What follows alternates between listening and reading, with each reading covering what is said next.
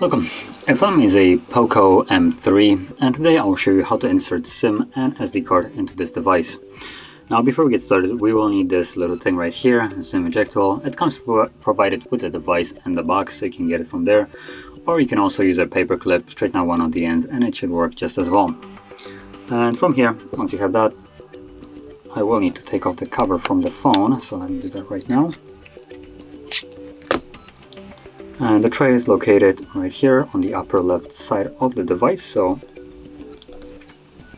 let's get the pin right here, push it in.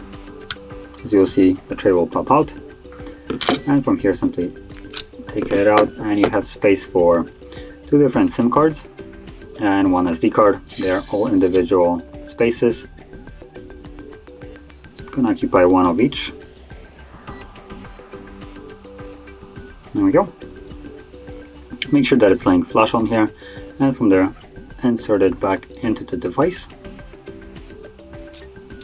like so. There we go. And let's power it back on right here, and we should get a, there we go, a pin for the SIM card. So let's just confirm that. Obviously the SIM card is working because of it. So let's also look at the storage. It